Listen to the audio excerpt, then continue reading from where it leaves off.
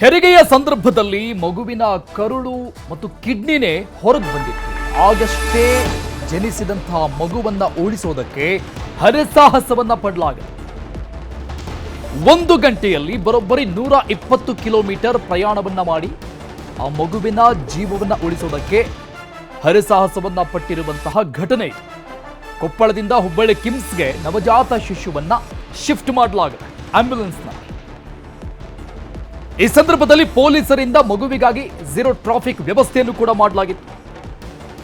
ಸದ್ಯ ಹುಬ್ಬಳ್ಳಿ ಕಿಮ್ಸ್ನಲ್ಲಿ ನವಜಾತ ಶಿಶುವಿಗೆ ಚಿಕಿತ್ಸೆ ನಡೀತಾ ಇದೆ. ಶಸ್ತ್ರಚಿಕಿತ್ಸೆ ಆಗಿದೆ. ತಾಯಿ ಗರ್ಭದಲ್ಲಿದ್ರೂ ಕೂಡ ಮಗುವಿನ ಚರ್ಮ ಬೆಳೆದಿರಲಿಲ್ಲ. ಹೊಟ್ಟೆ ಭಾಗದಲ್ಲಿ ಚರ್ಮ ಬೆಳೆಯದೇನೆ ಆ ಮಗುವಿನ ಕರುಳು ಮತ್ತು ಕಿಡ್ನಿ ಹೊರಗೆ ಬಂದಿತ್ತು.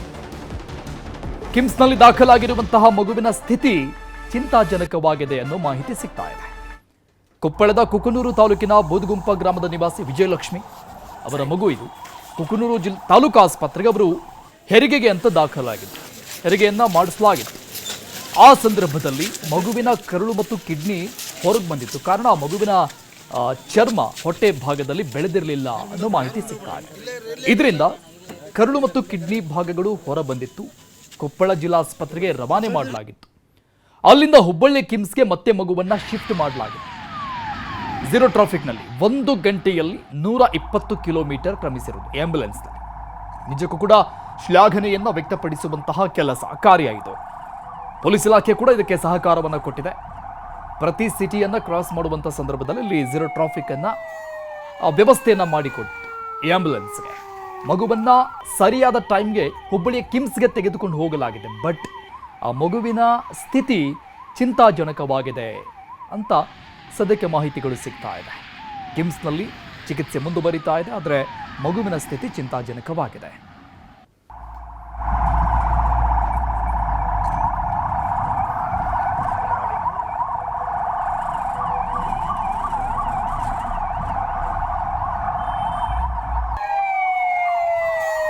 ನನ್ನ ಮಗಳು ಸರ್, ನಾನು ತಳ ಇರೋದು ಬೋದಗುಂಪ ಸರ್. ಬೋದಗುಂಪದಿಂದ ಕುಕ್ನೂರಿಗೆ ಕರ್ಕೊಂಡ್ಬಂದಿದ್ದಾರೆ. ಅಲ್ಲಿ 12 ಗಂಟೆಗೆ ಡೆಲಿವರಿ ಆಗ್ತದೆ. ಅವರು ಹೀಗಾಗಿ ನಮ್ಮ ಚಿಕಿತ್ಸೆ ಕೊಡಲಾದ ಕೊಪ್ಪಳಕ್ಕೆ ಅಂತ ಬರ್ತಿದ್ರು. ಕೊಪ್ಪಳಕ್ಕೆ ಬಂದ್ವಿ ಸರ್. 1 ಗಂಟೆ ಮೇಲೆ ಇದ್ದು ಕೊಪ್ಪಳಕ್ಕೆ ಬಂದ್ವಿ. ಅವರು ಪ್ರಯತ್ನ ಮಾಡಿದ್ರು ಸರ್.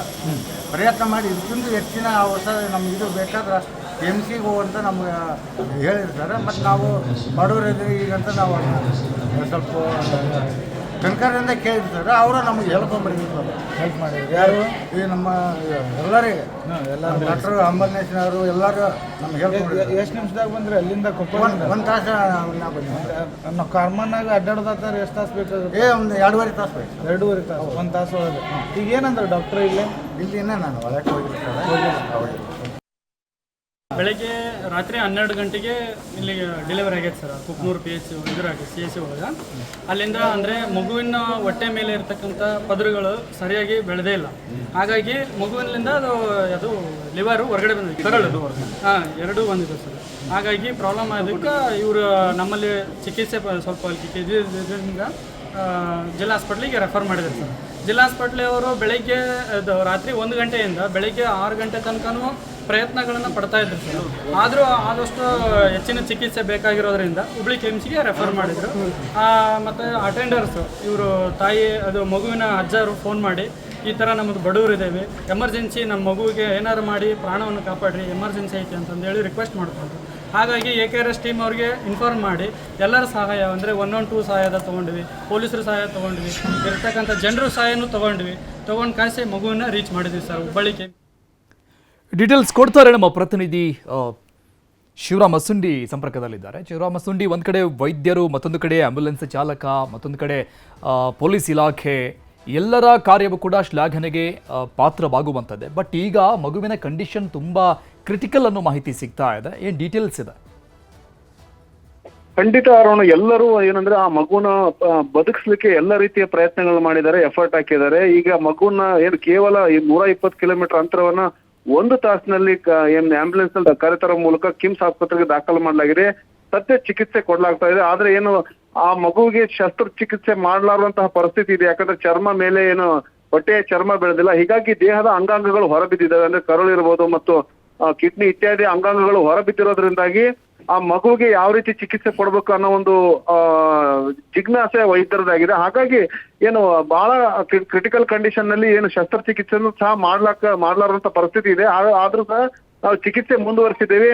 ಆದಷ್ಟು ನಾವು ಆ ಮಗುನ ಉಳಿಸ್ಕೊಳ್ಳಿಕ್ಕೆ ಪ್ರಯತ್ನ ಮಾಡ್ತೀವಿ ಅಂತೇಳಿ ಕಿಮ್ಸ್ ವೈದ್ಯಕೀಯ ಅಧೀಕ್ಷಕ ಏನು ಹೆಪ್ಸಿ ಅವರು ಸಹ ಹೇಳಿದ್ದಾರೆ.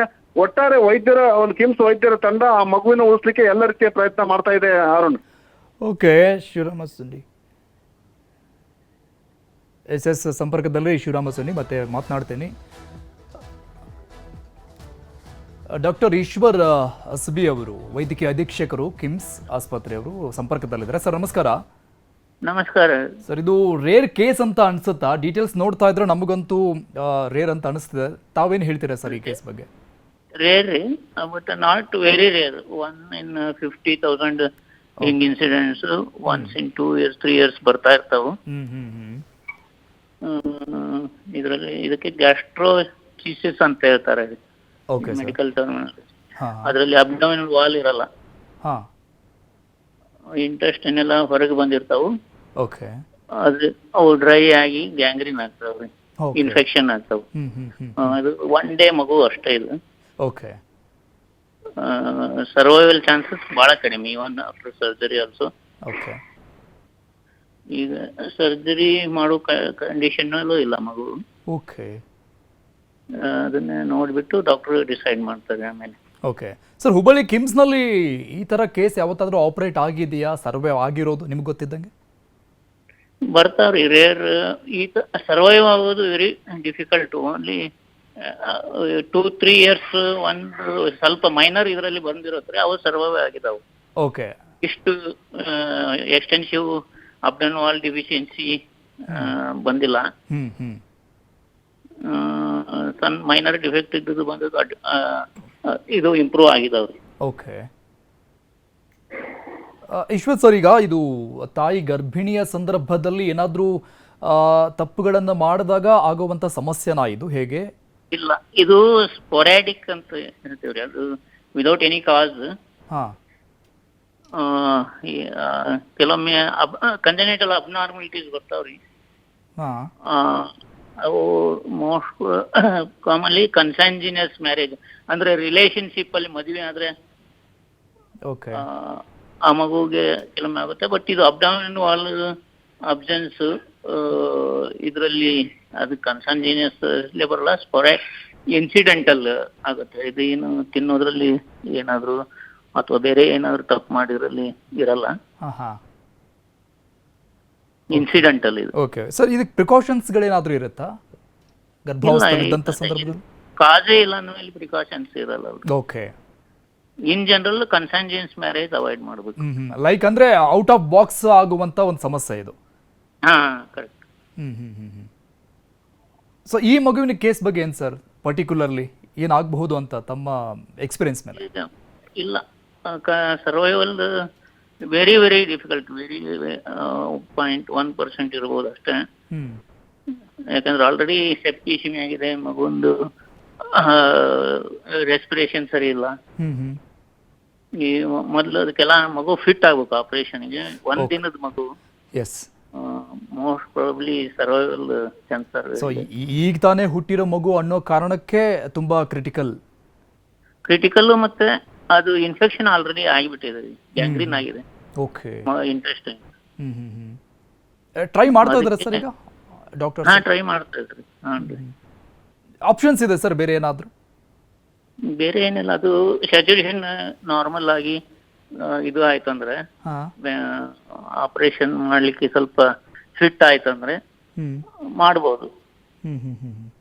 ಓಕೆ ಸರ್, ನೋಡೋಣ ಏನಾಗುತ್ತೆ ಅಂತ. ದಯವಿಚ್ಚೆ. ಥ್ಯಾಂಕ್ ಯು ಸೋ ಮಚ್ ನೀವು ಸರ್ ಜೊತೆ ಮಾತನಾಡಿ.